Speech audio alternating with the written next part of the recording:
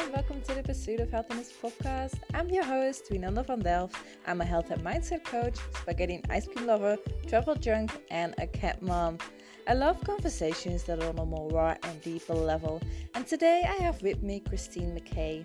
She's a global business negotiation strategist, author of Design Hair Negotiation Strategies for the Real World, has 26 years of experience negotiating with dozens of the Fortune 500, and she's passionate about finding common ground, leveling the playing field, and resolving complex issues on behalf of her clients.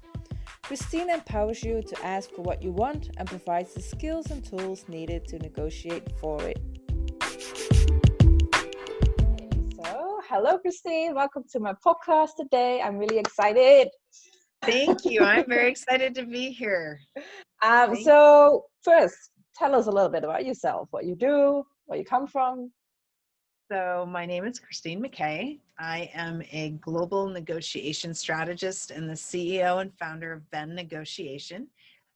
For business, we work with small business owners and entrepreneurs, and we help them ask for more of what they want and then provide them the tools and techniques to negotiate for it.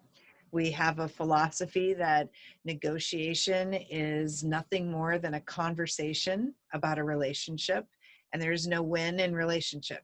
So we are all about trying to help businesses find creative and different ways to create more value for themselves, their customers, their suppliers, and their investors. I've been doing negotiation for almost 30 years now. And I started out doing international mergers and acquisitions in Eastern and Western Europe and Southeast Asia, and did a lot of work with Fortune 500 companies in their procurement and purchasing departments, but also worked in sales.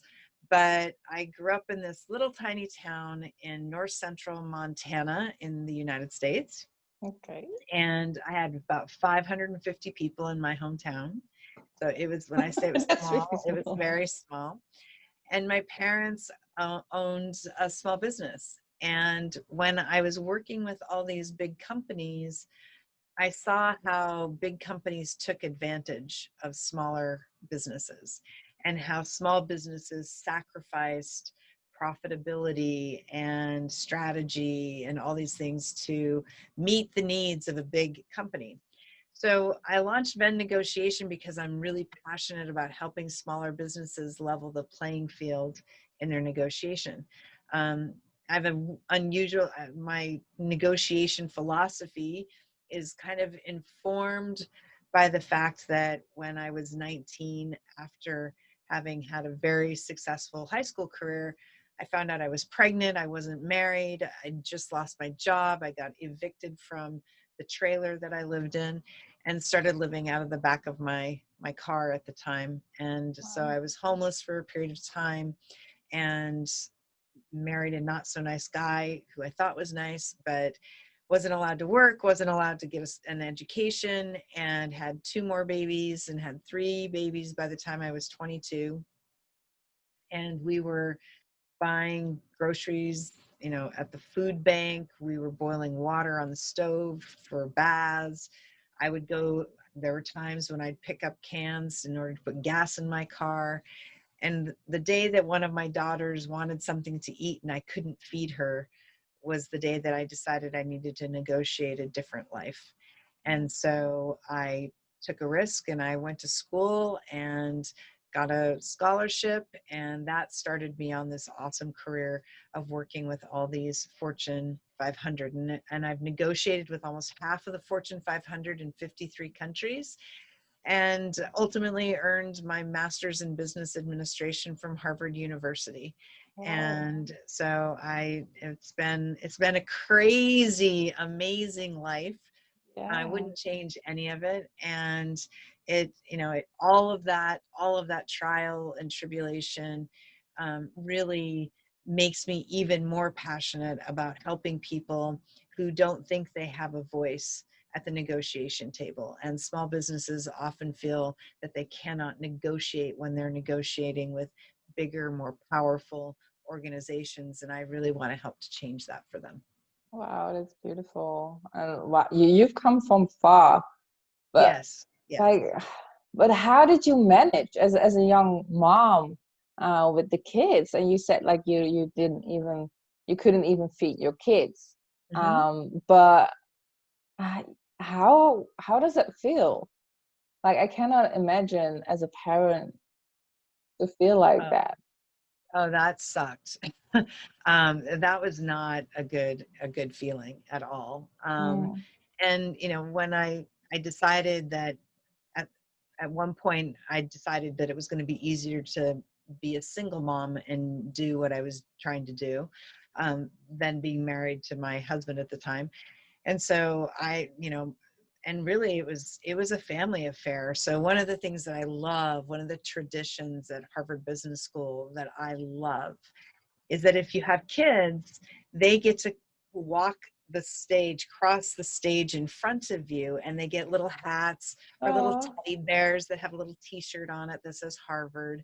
And so my daughters, who had sacrificed a lot, as young children, so that I could, pursue these objectives and these dreams to create a better life for them, but they definitely made sacrifices, and I thank them every day for what they did to help make all of our lives better. yeah. And but it was a team effort, absolutely.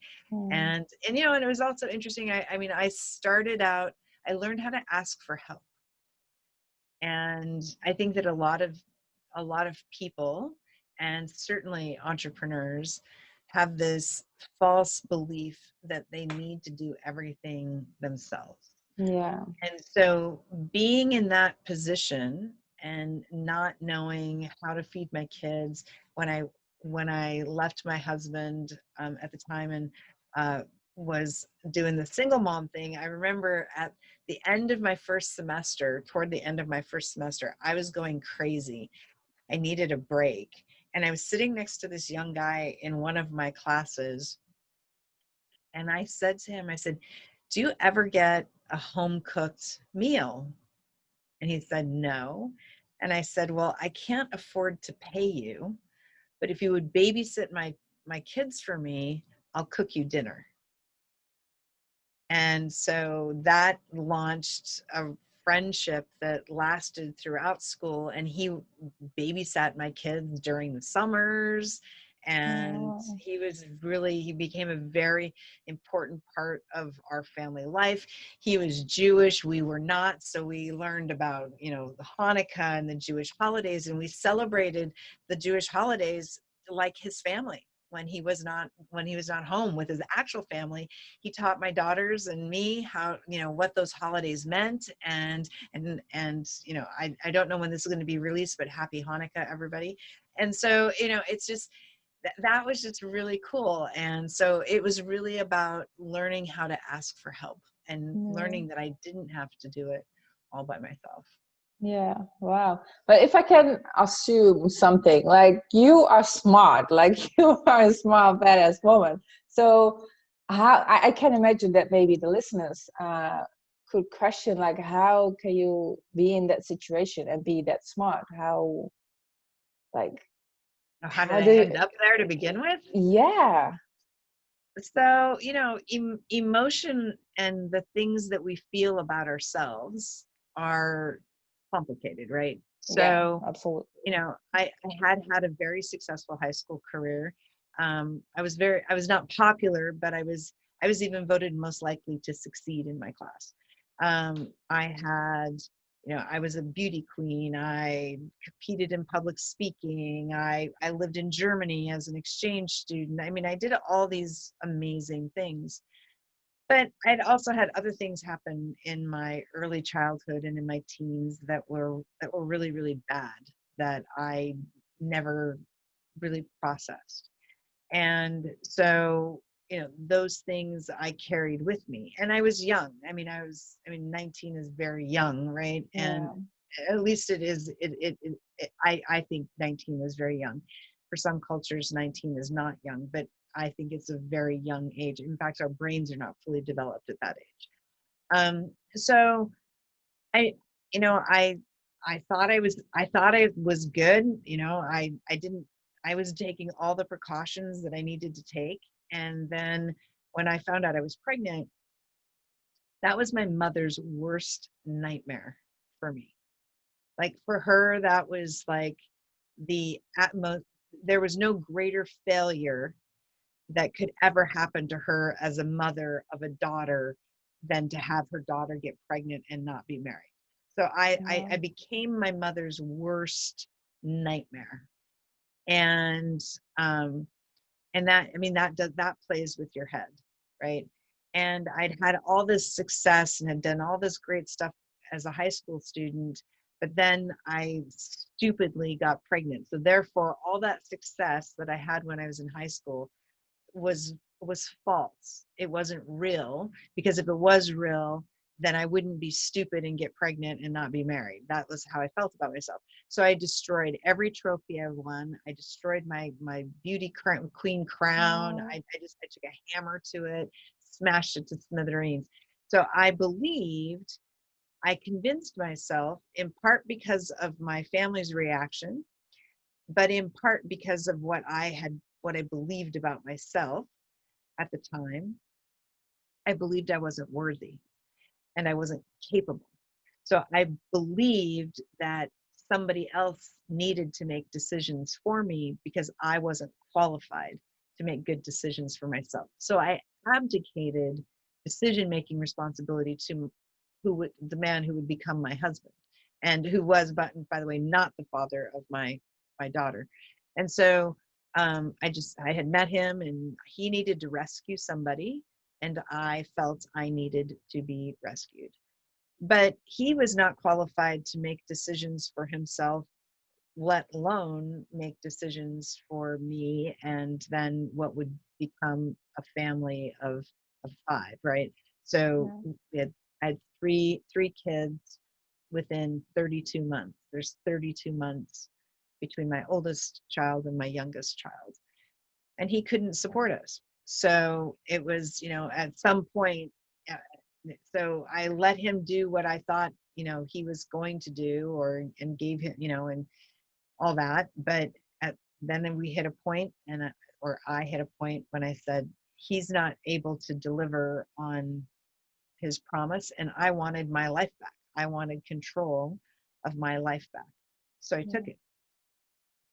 And Wow. so I think it's easy to end up I think it's easy for us to find ourselves in dire situations when we don't have self-confidence to evaluate whether or not we are being effective in how we live our lives. Yeah. Wow. Yeah, yeah. Wow. I'm a little bit quiet about that. But you are doing well right now. Uh, I Yeah, have to say.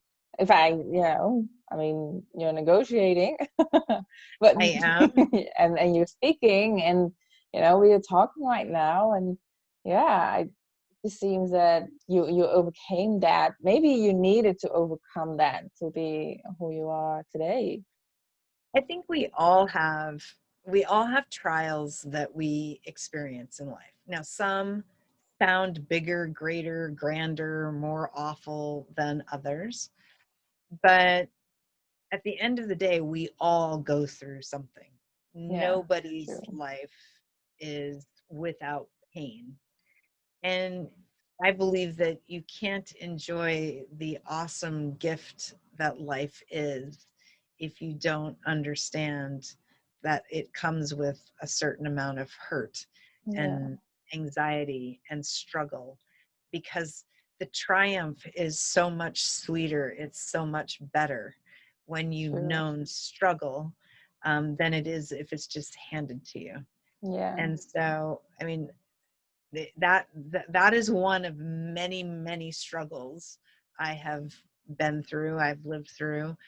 And each one of them from each one of them has come amazing things that I've been able to learn, that have helped other people in similar situations, that I can use, to teach or mentor, or guide. And you know, life is all about the stories we create and the stories that we have, right? That's all. At the end of the day, all we have are our stories, the Yeah. stories we have in our head, right? And by the way, our memories generally are terrible. And so most of the things we remember are actually inaccurate to begin with, but they're still our stories.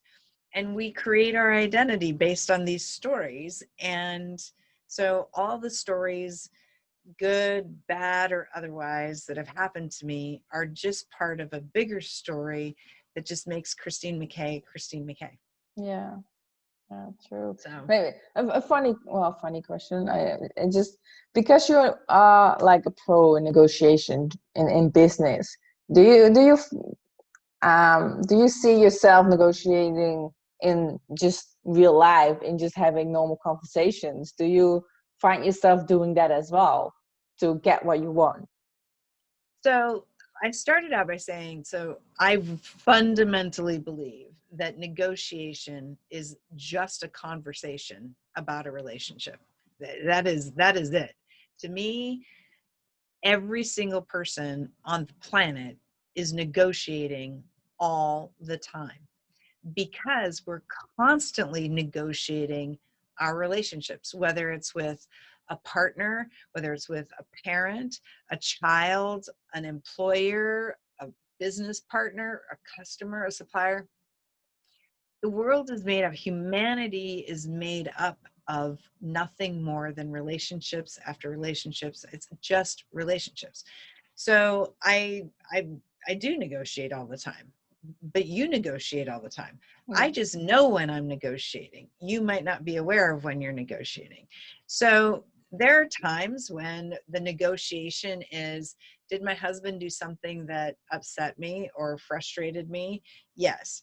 Then the negotiation is first in my own head, which by the way is the hardest part of every negotiation, is the part that's in our heads. And it's like, okay, is there value? What value can be gained from me raising this as an issue? Does it bother me enough? What's my desired outcome? Okay, there's really nothing that I'm going to gain from this, and it's probably going to create more issues. So I don't, it's not important enough to bring up. So I'm just going to let that go. Now, maybe in a different day, that's something that's important, more important for me to bring up, right? So I mean, I think we're all, as human beings, constantly in a state of negotiation. We're constantly trying to influence ourselves, we're trying to influence others, and convince people of our ideas. And that's part of what makes us human, and in my mind. And so, how we do that um, matters. Yeah. Yeah, that's true. Yeah, I think negotiation should be like that, like you're explaining, like you're just having conversations and not just throwing your desires at someone. You have to listen to what the other person or the opposite party wants, and then just come to, like you said, a relationship, like an agreement or what you both want from that certain situation.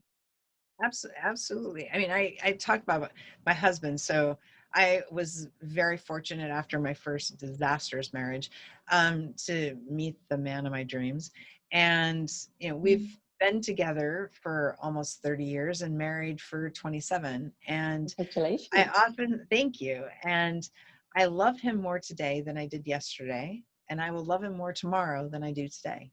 Yeah. But the man that I married 27 years ago, and the contract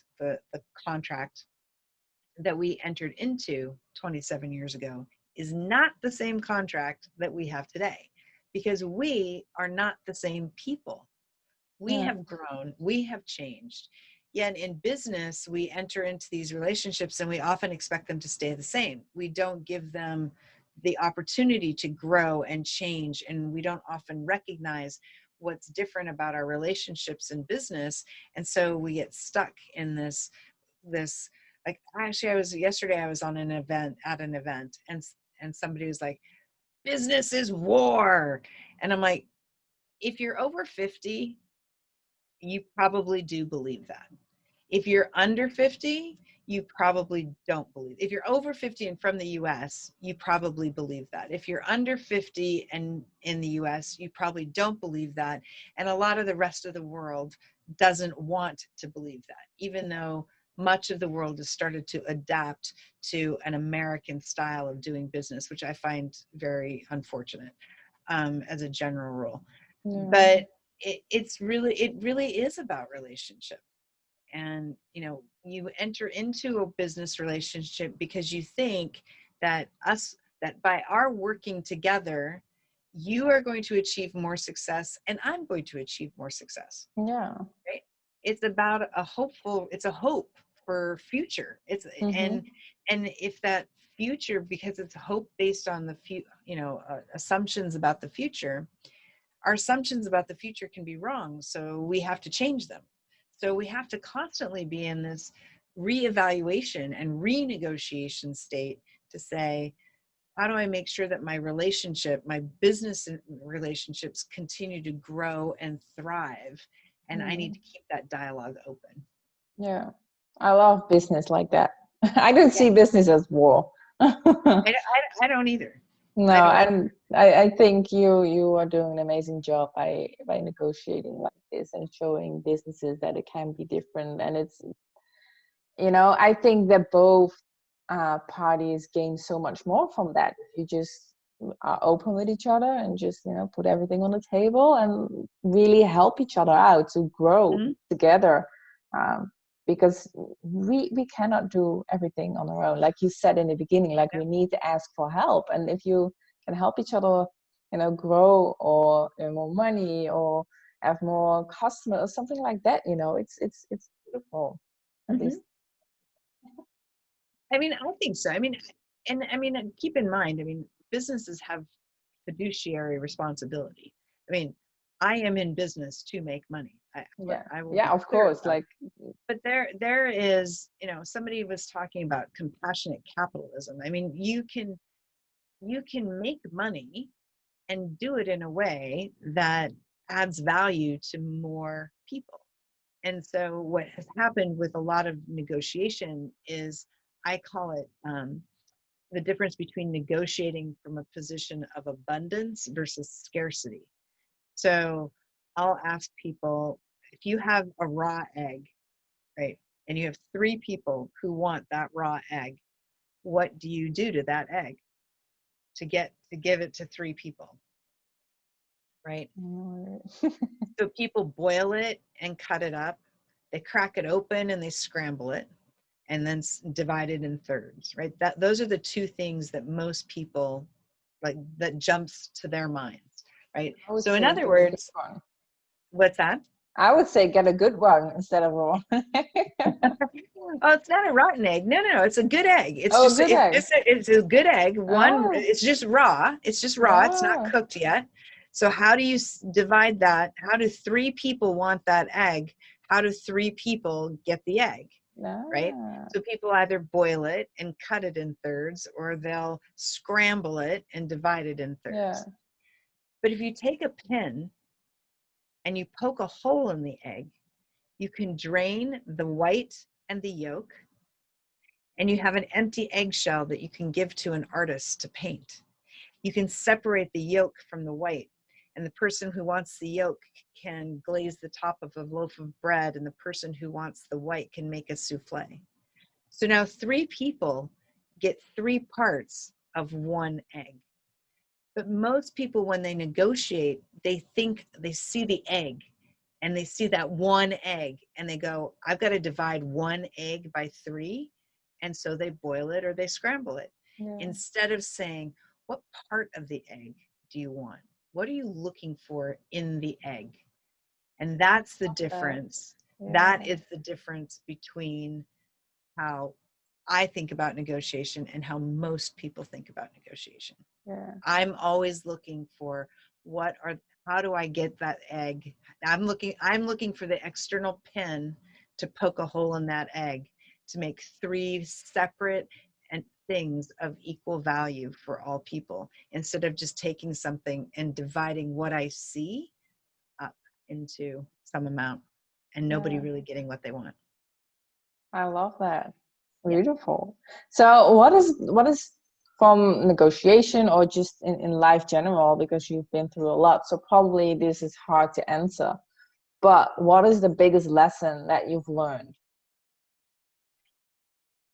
I think the biggest lesson is to always surround myself with people who believe in me at the moments when I do not believe as much in myself as I need to. Good one.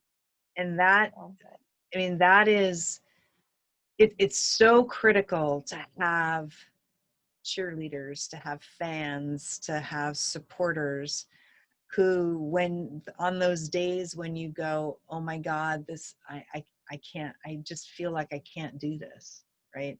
And that might be, you might have that feeling for an hour, you might have that feeling for a day, a month, a year, a few years, right? You never know what's going on in somebody's life. So surrounding yourself with people who truly are excited about your success and are invested, who will literally, when you send them an email and saying, I'm having a really rough moment and I just need to talk. And they're like, all right, give me a call, right? And they're sitting there going, you've got this, you can do this. This is how you've done it before. Because a lot of times we get stuck in a moment. It's like looking at the egg. It's like, oh, it's one egg instead of three different things. It's one egg. And we get stuck in a moment and we don't see all the things that we've actually done that are actually the thing that we're stuck on right now. And it's like, wait, I've done 5 things that are almost exactly like this thing. And so having those people in your world that remind you of what the awesome and amazing things that you have done, that you've overcome, that you've accomplished is amazing. Yeah. But what about the people that don't have that support group around them? I mean, I know a lot of people whose family don't support them, the partner doesn't support them, so that can be really, really tough.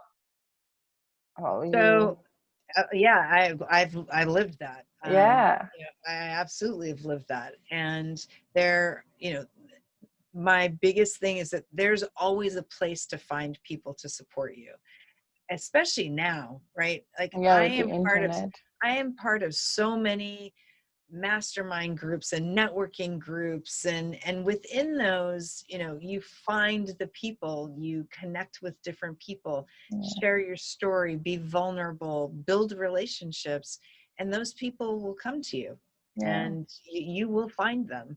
And it's and so you're not going to find support if you stay in your house and don't try to engage. And I'm an introvert, so engaging with people is exhausting for me.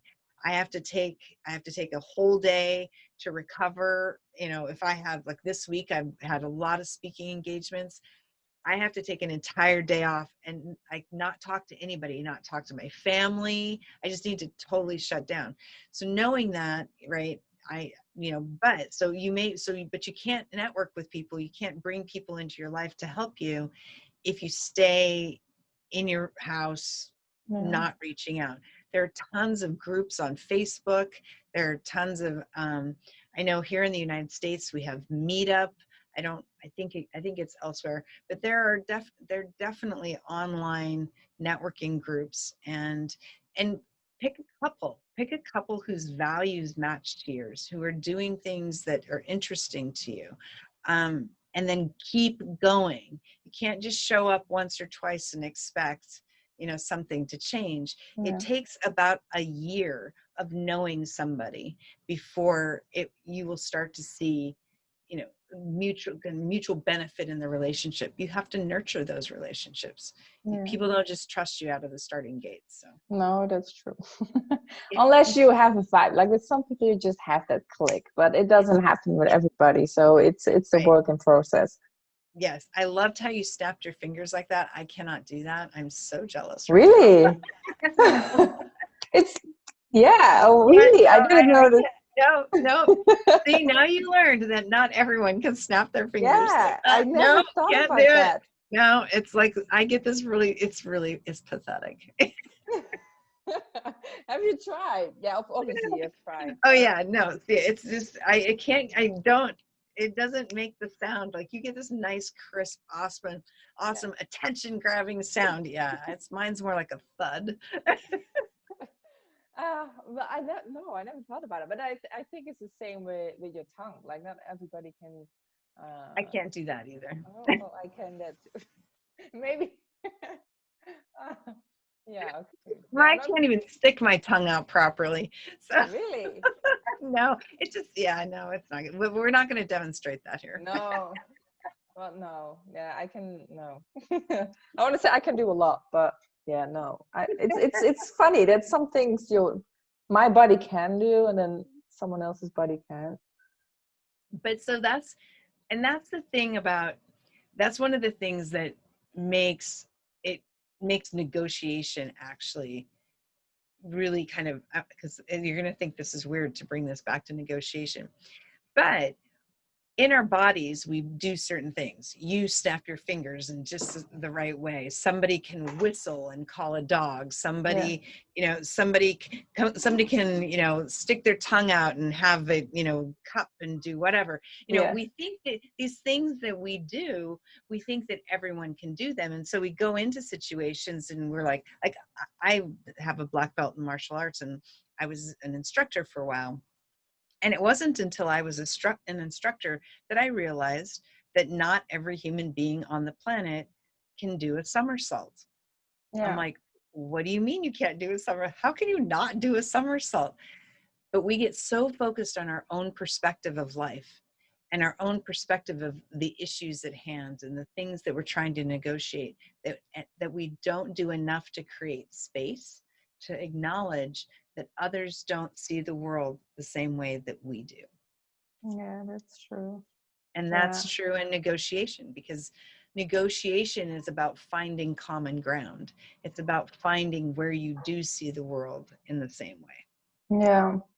So last question, if people want to work with you or want to find you or want to hire you as a speaker, how can they find you? So the easiest thing to do is to go to Venn Negotiation. So right there, VENN Negotiation. And it does look weird. It's 3 N's in a row. So it looks weird. But go to VennNegotiation.com and you'll be able to interact with us and find out information about our upcoming podcast, which will be released probably next month in January, as well as 2 upcoming books. One will be released in January as well. So, yeah, that's the easiest way to find me. Awesome. So this is my last question. Where does the name come from? Venn. Venn. So Venn is mathematical. It's for the Venn diagram. So if you can see the circles in my logo, the Venn diagram. So Venn was the name of the man who came up with this mathematical concept. And Venn diagrams are just the circles, and it's all about finding a common set of, you've got different things in different circles, but there's commonality. And so negotiation for me is about knowing what you want, knowing how to ask, and then engaging and making sure you get what you were told you were going to be given. So it's a 3-circle Venn diagram. Okay, cool, awesome. Yeah, well, thanks for sharing. And thank you so much for this conversation. I loved it. Thank you. Yes, thank you so much. I loved it too. I really appreciated it. You are amazing.